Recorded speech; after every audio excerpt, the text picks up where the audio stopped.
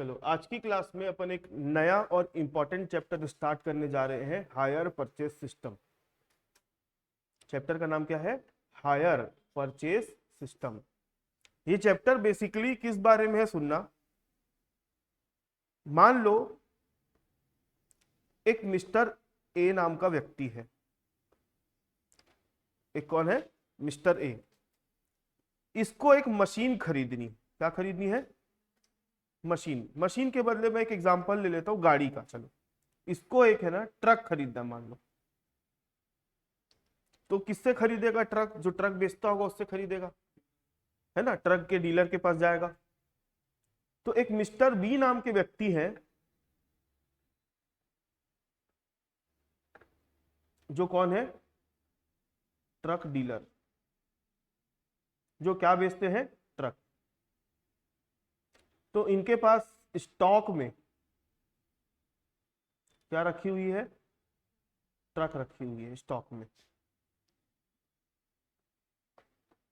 एक ट्रक, दो ट्रक, तीन ट्रक, ऐसे करके स्टॉक में बहुत सारी ट्रक रखी हुई है।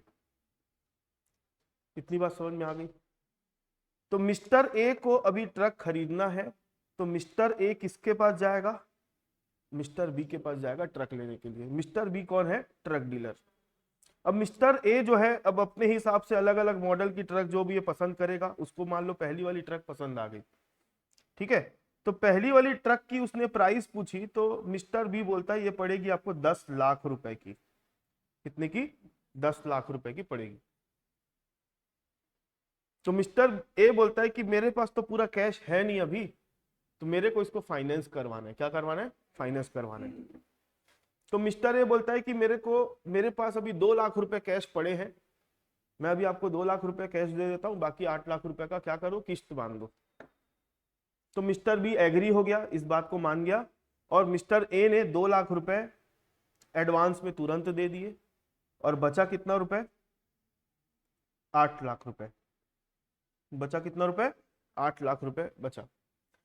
तो मिस्टर ए ने जो 8 लाख रुपए का फाइनेंस करवाया, तो मिस्टर बी ने 25 25 बोलता हूं, सॉरी, 2.5 2.5 लाख की 4 साल की 4 किस्त बांध दी। मतलब मिस्टर ए जो है मिस्टर बी को 2.5 2.5 लाख रुपए करके 4 साल में पेमेंट करेगा, ईयरली।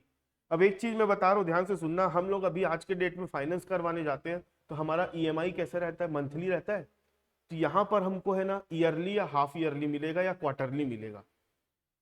तो आप टाइम का ध्यान रखना कि वो ईयरली बोल रहा है, हाफ ईयरली बोल रहा है, मंथली बोल रहा है कि क्या बोल रहा है। ज्यादातर क्वेश्चन में हाफ ईयरली और ईयरली में ही रखता है ना। तो मैं अभी अपने एग्जाम्पल में इंस्टॉलमेंट जो बंधवाया हूं, कैसे बंधवाया हूं? ईयरली। ईयरली 1 साल में 2.5 लाख रुपए देगा साल के आखिरी में। जैसे ही साल खत्म होगा, 2.5 लाख रुपए का पहला इंस्टॉलमेंट, फिर दूसरे साल में 2.5 लाख, तीसरे साल में 2.5 लाख, चौथे साल में 2.5 लाख। आप लोग को पता है पहले के समय में, आजकल तो इंस्टॉलमेंट मंथली हो गई है। कारण क्या मंथली होने का पता है? जो किसान लोग होते हैं ना, उन लोग भी तो ट्रैक्टर वैक्टर खरीदते हैं, उन लोग भी ईएमआई में लेते हैं जाके। उन लोग अपनी किस्तों को, अपनी इंस्टॉलमेंट को मंथली नहीं बनवाते, उन लोग 6 मंथली बनवाते अभी भी, आज के डेट में भी। मंथली बनने का कारण क्या था? आज के डेट में वो चीज फैसिलिटी सैलरी क्लास वाले लोगों को देने के लिए। जो सैलरी क्लास वाले लोग होते हैं, जिन लोग नौकरी करते हैं, उनका पैसा कब आता है? हर महीने आता है। इसलिए उनके हिसाब से वो प्रोडक्ट को डिजाइन किया गया कि भाई तुम्हारे पास जब पैसा आएगा तब आप हर महीने महीने पेमेंट कर दिया करो। लेकिन किसान तो नौकरी नहीं करता ना, उसके पास तो जब मान लो 2 फसल वाला खेत है, तो साल में 2 बार फसल से खेत बेचेगा तो पैसा आएगा। तो वो अपनी ईएमआई साल में 2 बार बस पेमेंट करता है। तो डिपेंड करता है किसके ऊपर? रिक्वायरमेंट के ऊपर, कि आपकी रिक्वायरमेंट क्या है। तो आप हमेशा दिमाग में ये बात मत डाल के रखना कि ईएमआई जो होती है मंथली होती है, एनुअल भी हो सकती है, ठीक है। तो मैं अभी अपने एग्जांपल में क्या मान के चल रहा हूं? इंस्टॉलमेंट कैसी है? एनुअली है, साल में 1 बार पटने वाली इंस्टॉलमेंट। अब आप ध्यान से देखना, यहां पर मिस्टर ए को ट्रक खरीदनी थी, तो मैं मिस्टर ए को एक नाम दे रहा हूं, इसको मैं बोलूंगा हायर परचेसर।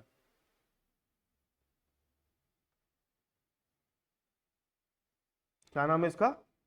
Higher purchaser. और जो मिस्टर बी है जो ट्रक बेचने वाला है, ट्रक डीलर, इसका नाम है हायर वेंडर। क्या नाम इसका? Higher vendor. जो ट्रक की वैल्यू है, अगर मिस्टर ए जो है फाइनेंस नहीं करवाता, वो जाके नकदी देके ट्रक खरीद के लाता, तो उसको ट्रक कितने में मिलती? 10 लाख। तो ये हो गई कैश प्राइस। क्या है? Cash price. ट्रक जो है, ट्रक वो क्या है? एसेट है। एसेट किसके लिए है? ध्यान से समझना भाई। Asset oblique stock. ये फर्नीचर जिसके ऊपर आप लोग बैठे हो, मैं इसको बेचने के लिए लाया हूं कि यूज करने के लिए लाया हूं? तो मेरे लिए फर्नीचर एसेट है, लेकिन जिससे खरीदा उसके दुकान में जब पड़ा था तो उसके लिए वो क्या था? स्टॉक था। तो वैसे ही ट्रक की बात अगर करें तो हायर हायर वेंडर जो है, ट्रक तो वो यूज थोड़ी कर रहे, बेचने के लिए लाया ना, तो उसके लिए ट्रक क्या है? स्टॉक है। और मिस्टर ए की बात करें, वो हायर परचेसर है, तो उसके लिए ट्रक क्या कहलाएगी? एसेट कहलाएगी। समझ में आ गई बात? आगे, तो ट्रक की वैल्यू कितनी थी? 10 लाख। अब मिस्टर ए ने 2 लाख रुपए एडवांस में दे दिया, तो इसको बोलते हैं डाउन पेमेंट। क्या बोलते हैं?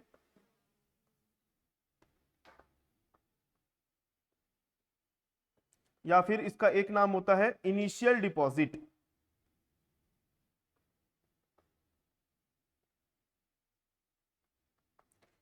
क्या होता है इसका नाम? Initial deposit. और जो 8 लाख रुपए बचा है उसको हम क्या बोलते हैं? अमाउंट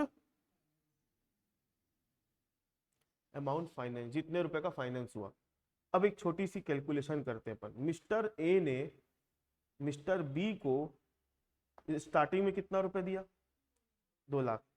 और पूरे टोटल में कितना पेमेंट करेगा? 2.5 2.5 लाख करके 4 बार, और स्टार्टिंग में कितना दिया? 2 लाख। तो एक बार छोटा सा कैलकुलेशन करते हैं। ये इनिशियल डिपॉजिट कितना था? 2 lakh. First, second, third, fourth, इसमें कितना दिया? 250। 250, फिर से 250, फिर से 250, तो ये आ जाएगा कितना? 12 लाख रुपए। 12 लाख रुपए जो है ना, उसको मैं बोलूंगा हायर परचेस प्राइस।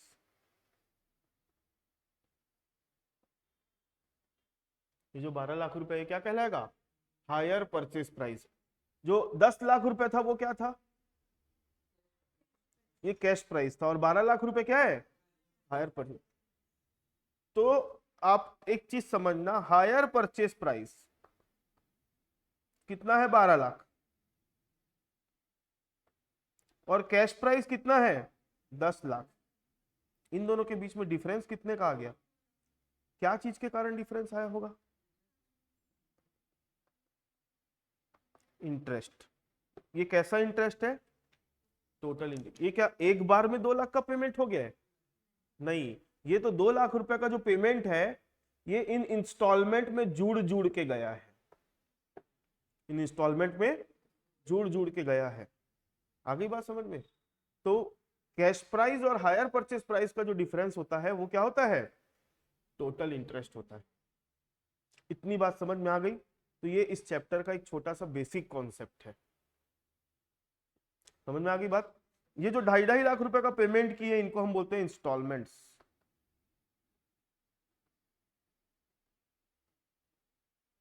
इनको हम क्या बोलते हैं? इंस्टॉलमेंट्स। ये एनुअल भी हो सकता है, हाफ ईयरली भी हो सकता है, क्वार्टरली भी हो सकता है, कुछ भी हो सकता है। ठीक है, ये हो गया आपका इस चैप्टर का बेसिक वो। अच्छा, इस चैप्टर में हमको करना क्या है, सुनना। क्या होता है,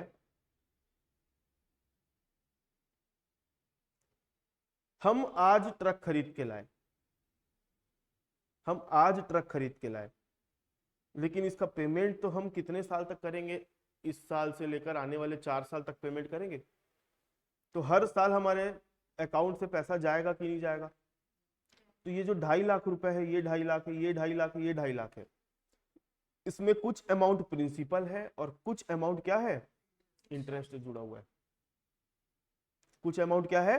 प्रिंसिपल, और कुछ अमाउंट क्या है, इंटरेस्ट। वैसे ही अगले वाले 2.5 लाख के अगर आप देखोगे तो इसमें कुछ अमाउंट प्रिंसिपल का है, कुछ अमाउंट क्या है, इंटरेस्ट।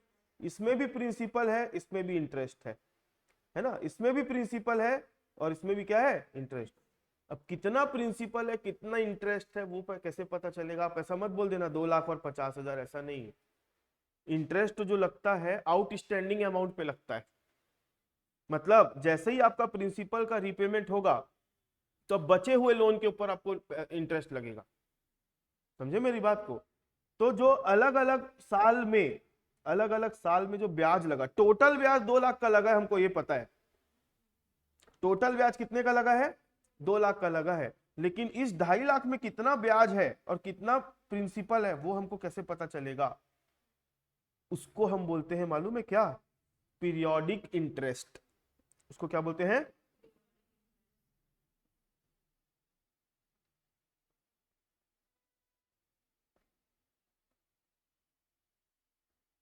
और उसके अंदर जो प्रिंसिपल की अमाउंट जो जुड़ी हुई है, प्रिंसिपल अमाउंट, उसको बोलते हैं हम कैश प्राइस इंस्टॉलमेंट।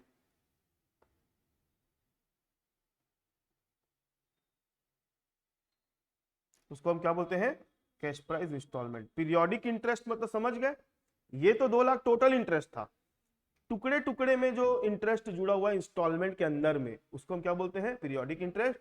और जो प्रिंसिपल की अमाउंट टुकड़ों टुकड़ों में जुड़ी हुई है उसको क्या बोलते हैं? Cash price instalment. तो ये चैप्टर का एक एक प्रकार से बोल सकता हूं मैं इंट्रोडक्शन है। ठीक है, ये चैप्टर का एक बेसिक क्या है, इंट्रोडक्शन। चलो अब अपन आगे बढ़ते हैं, इस चैप्टर के अंदर आ जाते हैं। चैप्टर का नाम क्या है? Hire purchase system. ये चैप्टर को मैं समझाने के लिए 2 पार्ट में डिवाइड करता हूं। पहला पार्ट है आपका कैलकुलेशन ऑफ क्या, and cash price of instalment. समझ में आया किसकी किसकी कैलकुलेशन करवाने वाला हूं? पीरियोडिक इंटरेस्ट की कैलकुलेशन करेंगे और कैश प्राइस ऑफ इंस्टॉलमेंट की कैलकुलेशन करेंगे। कैलकुलेशन अगर आपका पार्ट स्ट्रांग है तो आपको आसान क्या लगेगा? अकाउंटिंग। अकाउंटिंग में कुछ नहीं, एक रटा रुटाया जर्नल एंट्री का फॉर्मेट है। जर्नल एंट्री का मतलब 10-12 एंट्रियां हैं जो याद रखनी है आपको, लेकिन उसकी अमाउंट कहां से आएगी, उसकी कैलकुलेशन कहां से करोगे, इस वाले तरीके से करोगे। तो हमारी शुरू की जो 2-3 क्लास रहेगी उसके ऊपर हम किसके ऊपर फोकस करेंगे, फिर बात की जो उसके बाद की क्लासेस होगी उसके ऊपर अपन फिर ध्यान देंगे अकाउंटिंग वाले पार्ट पर।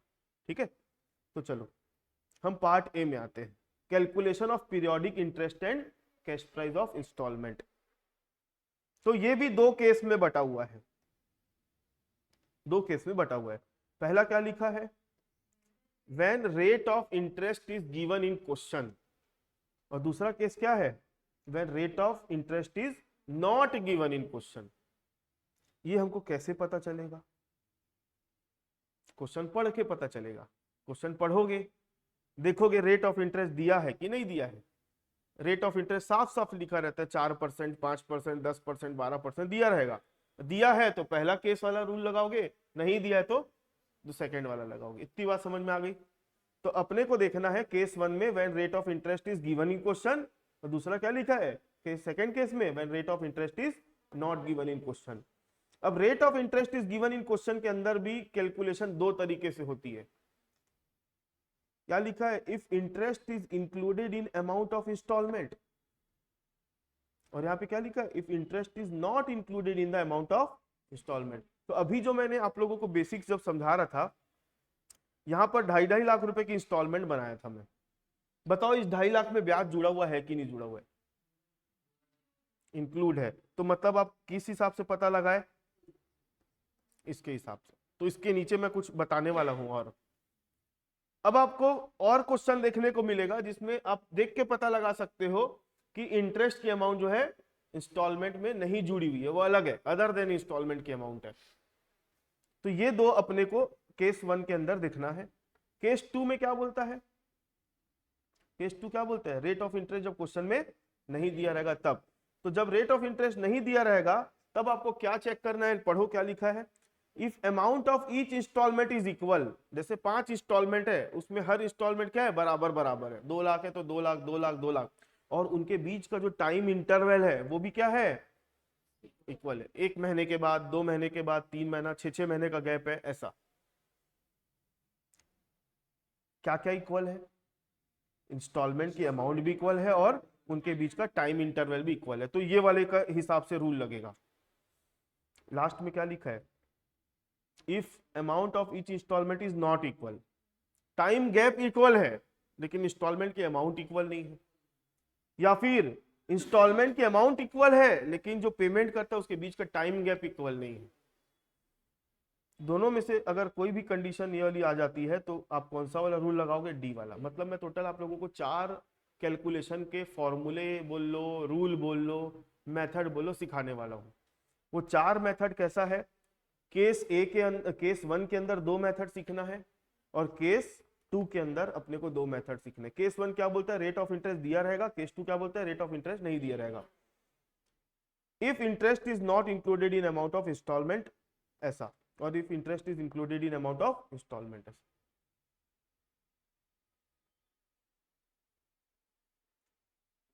कैलकुलेटर अलाउड है ना, तो आप लोगों को कैलकुलेशन वाला काम करना है।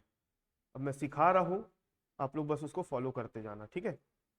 तो मैं एक एक करके केस उठाते जा रहा हूं। केस 1 और कौन सा है, 1 का ए।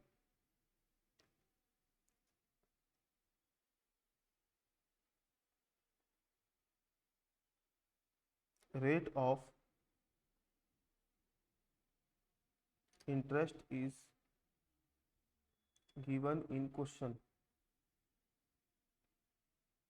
इसके अंदर आ जाओ अब ए नंबर पे। When amount of interest is included in, हाँ, इंस्टॉलमेंट।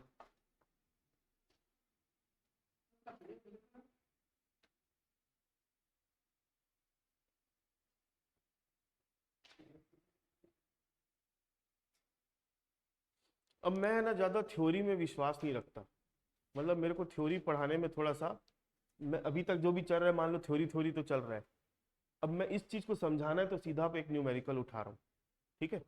चलो इसको समझेंगे हम एक एग्जांपल से।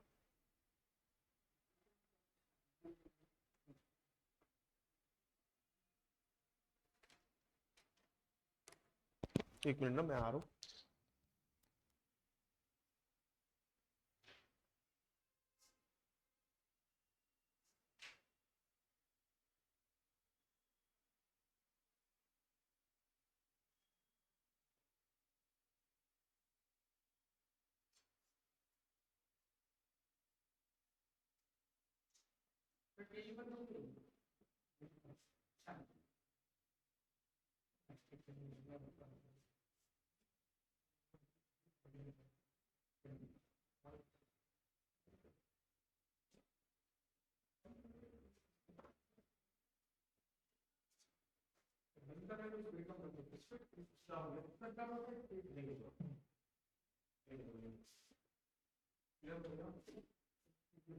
चलो एक एग्जांपल करा रहा हूँ, उससे आप लोगों को ये वाला कॉन्सेप्ट एकदम समझ में आ जाएगा।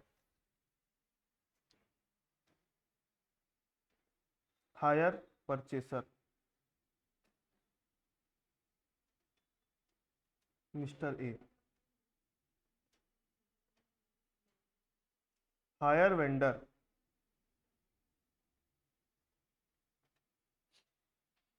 XYZ motors. एसेट, एसेट क्या खरीद रहे हैं, truck.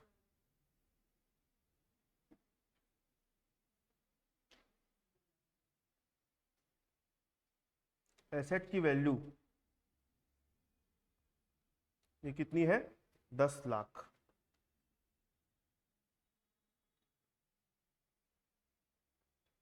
Date of transaction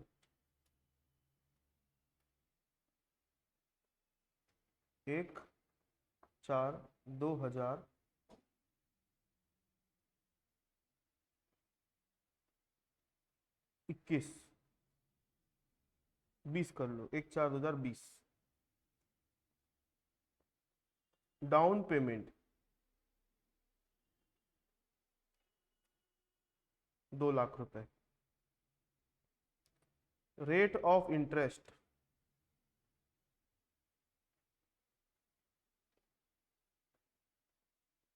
10% per annum.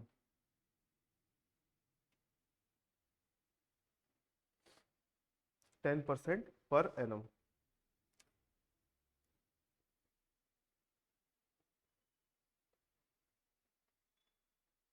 Installments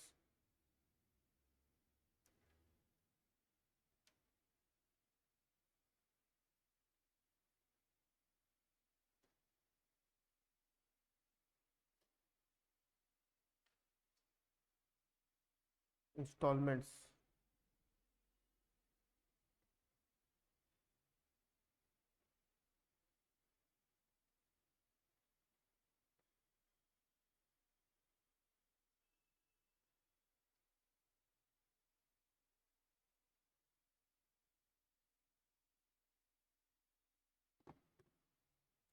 ठीक है, ये मैंने कुछ जानकारियां लिख दी। अब from the above information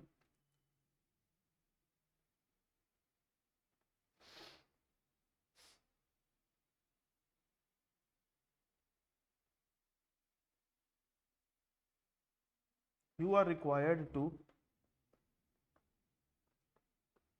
calculate periodic interest and cash price of each installment।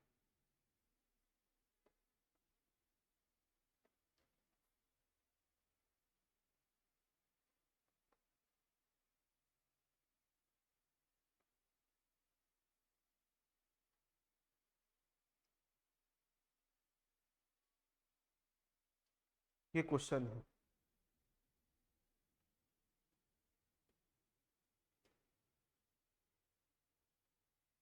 समझ में आ गया क्वेश्चन क्या है?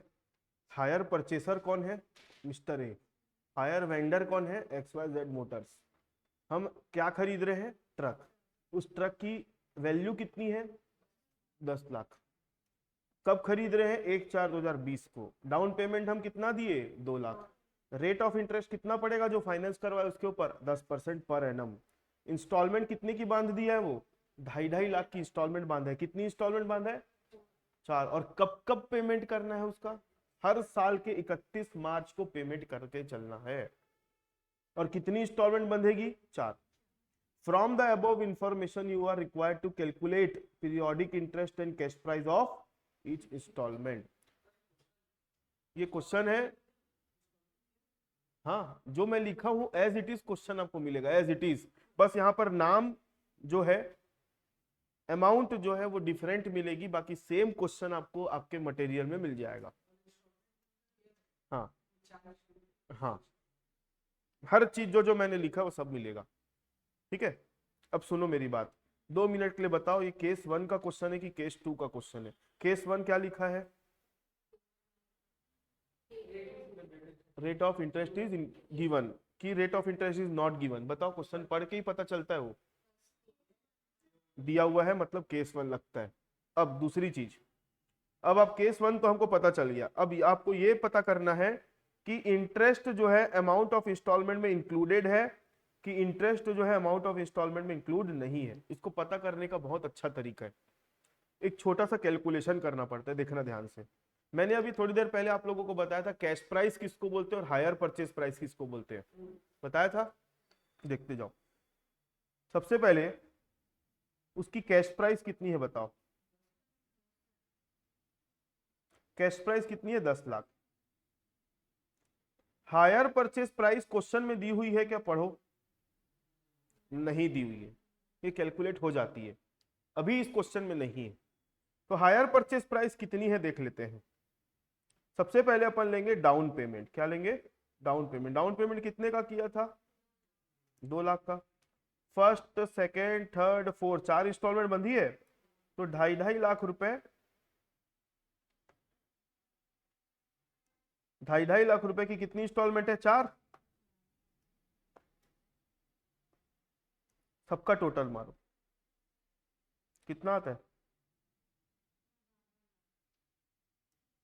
12 लाख आया। तो ये 12 लाख रुपए को मैंने क्या बताया था, ये क्या है, हायर परचेस प्राइस। मतलब हायर परचेस प्राइस अगर क्वेश्चन में दी है तो बहुत अच्छी बात है, नहीं दी हुई है तो अपन ऐसे करके निकाल सकते हैं। मेरा बोलने का मतलब है इसका जो सम है, इसका सम, किसका सम, डाउन पेमेंट प्लस सभी इंस्टॉलमेंट का अगर सम किसके बराबर आता है, तो इसका मतलब यह है कि जो इंस्टॉलमेंट है ना उसमें क्या जुड़ा हुआ है, इंटरेस्ट जुड़ा हुआ है। और अगर ये वाला सम का टोटल मतलब ये जो आता, इसका जो सम किसके बराबर आता, वो भी अगला एग्जांपल उसी के ऊपर है, कैश प्राइस के बराबर आता, मतलब इंस्टॉलमेंट में ब्याज जुड़ा हुआ नहीं है। कॉन्सेप्ट समझ में आ रहा है ना। मतलब मैं क्या बोलना चाह रहा हूं, पहले आपको डाउन पेमेंट लेना है और सारी इंस्टॉलमेंट को जोड़ देना है। जोड़ने के बाद जो उसका सम आएगा, उसका सम अगर इक्वल आ रहा है किसके, हायर परचेज प्राइस के, तो मतलब ये जो इंस्टॉलमेंट की अमाउंट है उसमें इंटरेस्ट जुड़ा हुआ है। और इसका जो सम है वो किसके बराबर आ रहा है, तो मतलब नहीं जुड़ा हुआ है। अच्छा, इस क्लास में आने के दो रास्ते हैं मान के चलो, वो भी था उसको पैक करवा दिया हूं मैं। इस क्लास में आने के कितने रास्ते हैं, दो रास्ते हैं, ठीक है। अब अगर मैं बोल रहा हूं ये बच्चा अगर इस रास्ते से नहीं आया तो किस रास्ते से आएगा, उस रास्ते से और कहीं से आएगा। अब खिड़की मत दिखाना, ठीक है। कल वैष्णवी कूद के चले गई थी वहां से, ठीक है। सुनो सुनो, अगर बच्चा इस रास्ते से नहीं आ रहा है तो किस रास्ते से आएगा, क्योंकि दो ही तो संभावनाएं है ना, दो ही तो पॉसिबिलिटी है। तो इस क्वेश्चन में हायर परचेज प्राइस दिया हुआ था क्या, नहीं दिया हुआ था, ठीक। तो इसका जो सम आया है, इसका जो सम आया वो किसके बराबर आया है, कैश प्राइस के बराबर आया क्या, तो मतलब सेकंड ऑप्शन क्या रह जाता है, हायर परचेज प्राइस के बराबर आया होगा। क्योंकि दो ही तो ऑप्शन है भाई, इसका टोटल या तो कैश प्राइस के बराबर आएगा या फिर किसके बराबर आएगा, हायर परचेज प्राइस के बराबर आएगा। तो ऐसे करके हमको पहचानना है। तो अभी हमारा जो ये एग्जाम्पल है वो कौन से वाले केस 1 के ए के ऊपर बेस्ड है, ठीक है। चलो तो इसको सॉल्व कैसे करना है भाई, इसको सॉल्व करने के लिए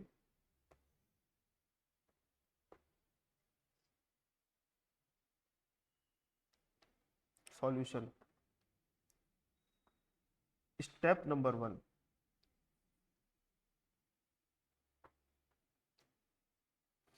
down payment.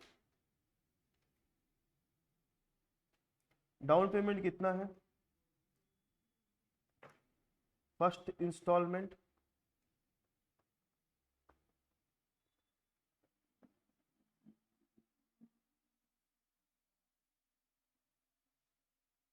$2,50,000,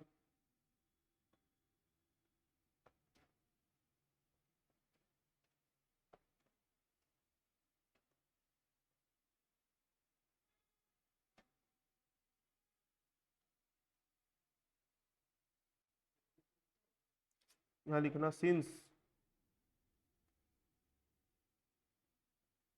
the above sum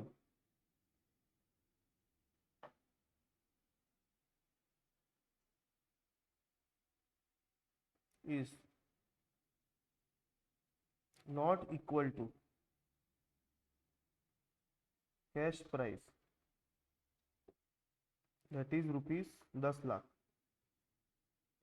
it means that it is equal to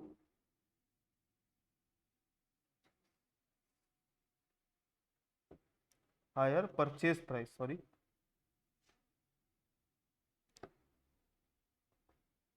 therefore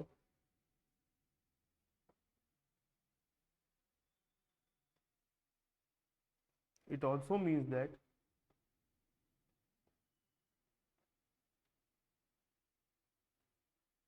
interest is included in amount of each instalment. मैंने अभी स्टेप नंबर 1 का काम किया, हमको पता लगाना है स्टेप नंबर 1 में कि इंटरेस्ट जो है वो इंस्टॉलमेंट के अमाउंट में जुड़ा हुआ है कि जुड़ा हुआ नहीं है। अगर इसका सम जो है 10 लाख आ जाता तो मेरा नीचे का जो कंक्लूजन है वो चेंज हो जाता। Since this amount is equal to cash price that is rupees 10 lakh, therefore it means that interest is not included in the amount of instalment. ये मेरा आंसर हो जाता। चलो स्टेप नंबर 2 लिख रहे हो लिख लो।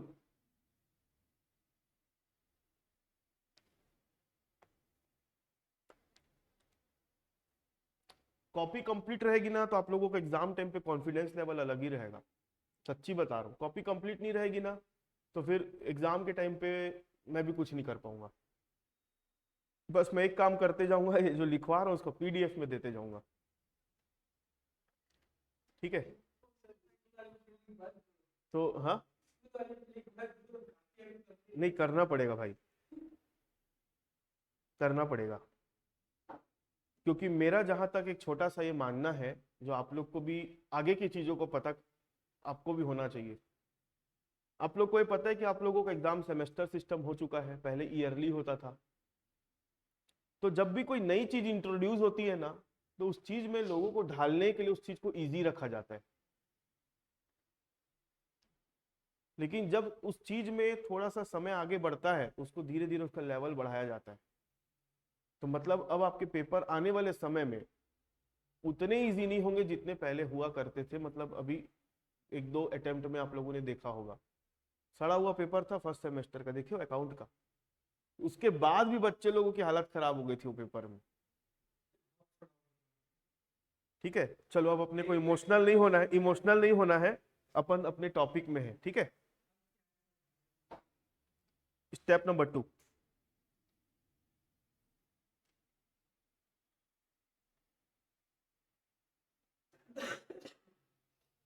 Calculation of periodic interest and cash price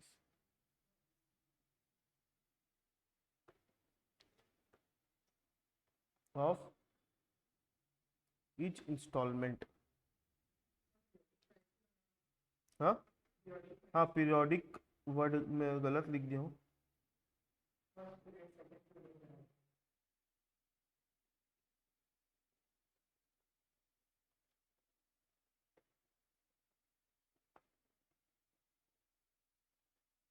अब आप लोग 2 मिनट के लिए लिखना नहीं, क्योंकि मेरे को एक टेबल बनाना है।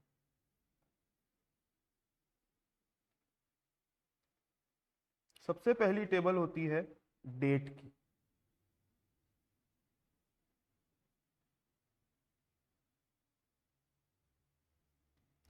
ठीक है, डेट के बाद जो टेबल होगी आपकी इंस्टॉलमेंट नंबर की।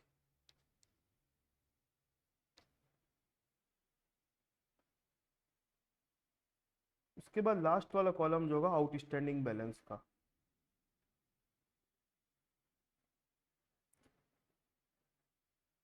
और बीच में 3 कॉलम होंगे।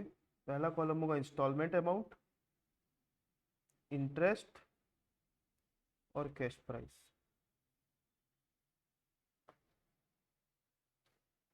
सबसे पहले काय का कॉलम है, डेट, इंस्टॉलमेंट नंबर, उसके बाद installments,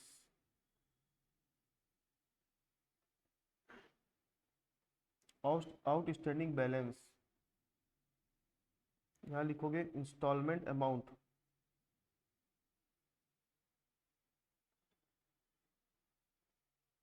interest at the rate of कितना परसेंट था, कैश प्राइस। ये टेबल बनाना है भाई। तो चलो अब है ना, अभी लिखना नहीं कोई, अभी समझने के ऊपर ध्यान दो, क्योंकि हमको भगवान मल्टीटास्किंग नहीं बनाया है।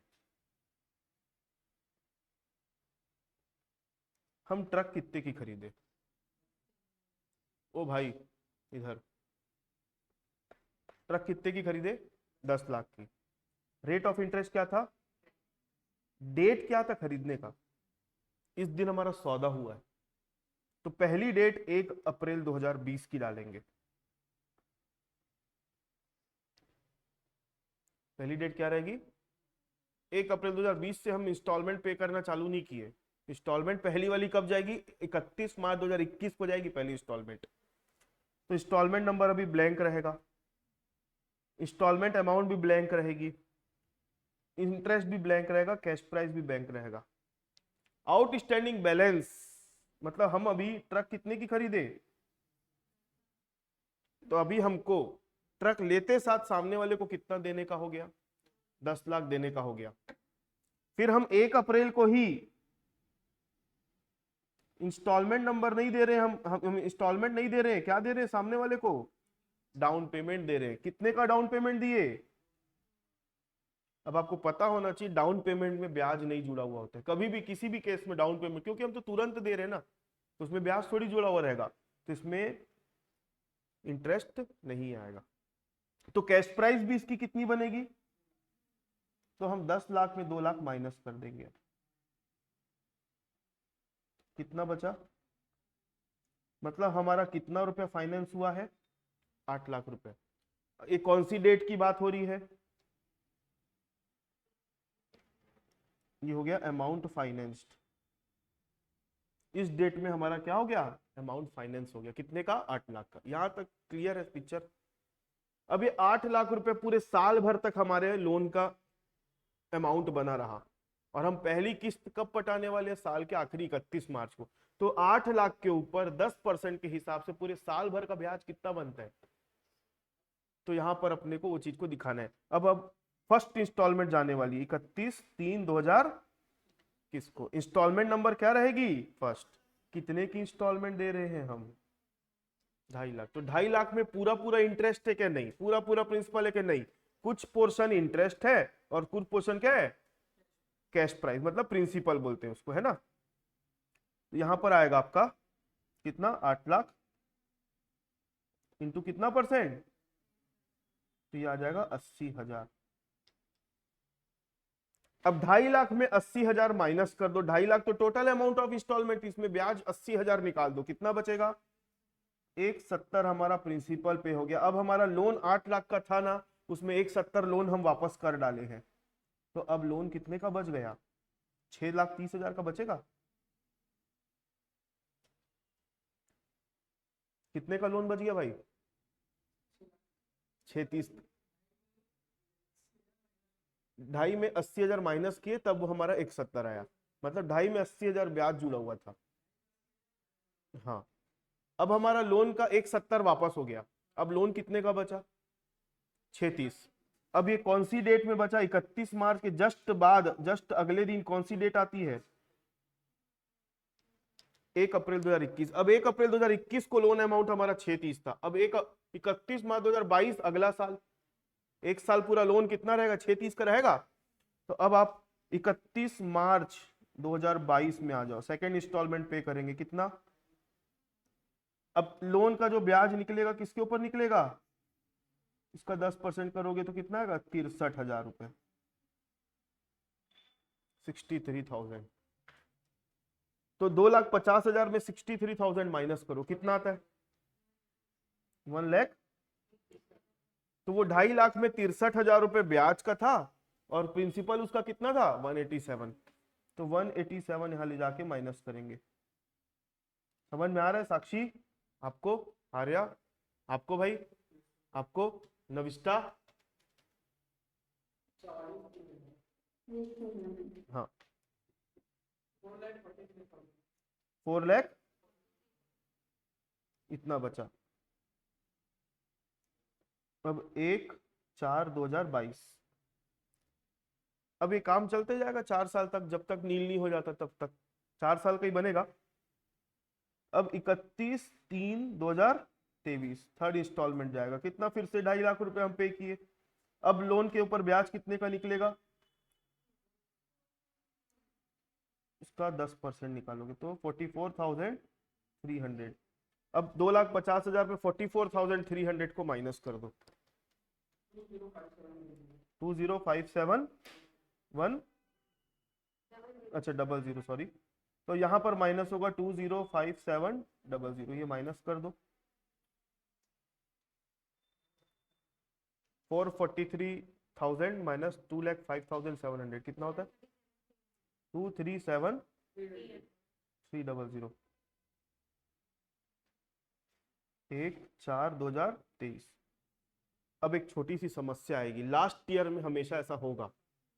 लास्ट ईयर का ब्याज जो निकालोगे ना, कभी भी कैलकुलेट करके मत निकालना। कैसे निकालना मैं बता रहा हूं। 31/3/24 की डेट डाल दूं, 4th इंस्टॉलमेंट 2.5 लाख रुपए जाएगी। हमको इसको नील बनाना है, ध्यान से सुनना। क्यों कर रहे हैं ऐसा, उसका रीजन भी बताऊंगा बाद में। हमको क्या करना है, जो बैलेंस निकालना है, अब उसको क्या करना है, नील करना है। तो ये नील कब हो जाएगा, जब आप यहाँ पे 237 300 लोगे तब। मतलब आपका टोटल ईएमआई कितना पट रहा है, 2.5 का, और आपका अमाउंट आउटस्टैंडिंग कितना था, तो इन दोनों का डिफरेंस निकालो। 2,50,000 माइनस 237,300 कितना होता है, 12। तो यहाँ ऐसा लिखेंगे 2,50,000 माइनस 237,300, तो कितना है 12,000। तो यहाँ लिखोगे 237। तो मैं लास्ट ईयर का ब्याज को इस ढंग से निकाला। क्यों निकालने का कारण है, अब मैं आपको नॉर्मल तरीका सिखा रहा हूं। पहले अभी इससे नील हो गया, नॉर्मल तरीका सिखाता हूं। चलो,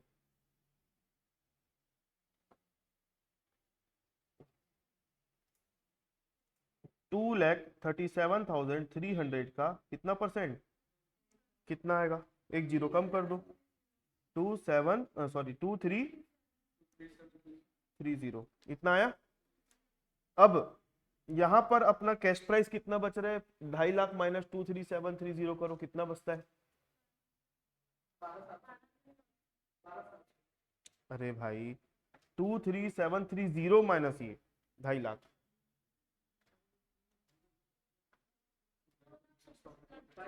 2,26,270। तो यहाँ 2,26,270 लोगे तो ये नील आ रहा है क्या, नहीं आएगा। लास्ट ईयर में गड़बड़ हो जाता है, लास्ट ईयर में गड़बड़ होता है। तो इस वजह से हम क्या करेंगे मालूम है, जो मैंने तरीका आप लोगों को सिखाया था ना, पहले वाला माइनस करके निकालना, मैं नहीं कर रहा हूं, ये बुक में जिससे भी पढ़ते हो उसमें भी वैसे ही किया हुआ रहेगा, माइनस करके ही निकालेगा लास्ट ईयर का। ये प्रॉब्लम हमेशा आती है, ठीक है। तो ये है इस क्वेश्चन का सॉल्यूशन। एक छोटा सा काम और, इसका अब अपन टोटल मारेंगे। टोटल मारेंगे तो एक जादू दिखेगा आपको।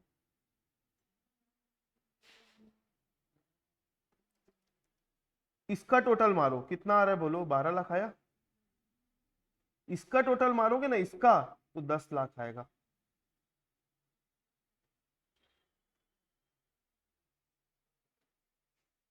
और इसका टोटल मारोगे ना, 80,000 63,000, ये प्लस 12,700, तो इसका टोटल कितना आएगा मालूम है, 2 लाख रुपए।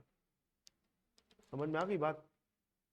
ये है क्वेश्चन का सॉल्यूशन, ठीक है। वो कैलकुलेशन है, कोई जादू वादू नहीं है। इसका जो टोटल आया है वो किसके बराबर आएगा, हायर परचेज प्राइस के बराबर, किसका, इंस्टॉलमेंट के अमाउंट का। इसका जो टोटल आएगा किसके बराबर आएगा, कैश प्राइस, और इसका जो टोटल आएगा टोटल इंटरेस्ट के बराबर आएगा, ठीक है। 12 lakh minus 2 lakh is equal to 10 lakh, और अमाउंट कितना हो गया, नील। ये स्टेटमेंट बन गया, ठीक है। हाँ, तो मैं अभी क्लास ओवर करूंगा, इसके आगे का मैं कल की क्लास में समझाऊंगा। लेकिन आप लोगों को एक सिमिलर क्वेश्चन में अभी ग्रुप में है ना फोटो भेजूंगा, आपको उसको बनाकर आना है, ठीक है। सिमिलर क्वेश्चन, ठीक है, नहीं सेम यही है भाई। अच्छा, अभी मैंने जो इंस्टॉलमेंट का जो गैप रखा वो कितना रखा है, 1-1 साल का। अब मैं हो सकता है कि क्वेश्चन दूंगा उसमें 6-6 महीने का गैप दूंगा, तो 6-6 महीने का गैप दूंगा तो भाई ब्याज की कैलकुलेशन में थोड़ा फर्क पड़ेगा कि नहीं। यहाँ पर क्या लिखा है मैंने, 8 लाख इंटू 10 इंटू 6/12 भी करना पड़ेगा, और अगर क्वार्टरली रहा तो 3/12 करना पड़ेगा। ये बस फर्क आएगा, उससे ज्यादा डिफिकल्ट नहीं होगा, ठीक है। चलो, तो मैं अभी क्लास ओवर कर रहा हूं। हाँ हाँ, अच्छा एक चीज और बता रहा हूँ, सुनो मेरी बात। आप लोगों के पेपर का पैटर्न क्या है, 10 नंबर का एमसीक्यू आएगा, और 20 नंबर का क्या आएगा, शॉर्ट आंसर, और लॉन्ग आंसर 10-10 नंबर वाले आएंगे, 8-8 नंबर वाले आएंगे, है ना, कुछ भी हो सकता है। अब मजे की बात यह है कि ये चैप्टर से लॉन्ग आंसर वाला भी क्वेश्चन बनता है जो 8 नंबर में पूछ सकता है आपसे, और इस चैप्टर से शॉर्ट आंसर भी पूछ सकते हैं। शॉर्ट अगर पूछा इस चैप्टर से और न्यूमेरिकल पूछने का मन किया तो ये हॉट टॉपिक है, इससे ही पूछ सकता है बस। थ्योरी पूछ लेगा तो बात अलग है, न्यूमेरिकल पूछा तो कंफर्म है क्वेश्चन आएगा, कंफर्म। शॉर्ट आंसर में इंपॉर्टेंट है। तो ये जो नोट्स मैंने लिखा है मैं भेज रहा हूं आप लोगों को, इसको आप लोग कॉपी में अच्छे से फेयर कर लेना, और अभी थोड़ी देर में होमवर्क भी आप लोगों को मिल जाएगा ग्रुप में, ठीक है। चलो क्लास वर्क करते हैं, फिर नेक्स्ट क्लास में मिलते हैं अपन।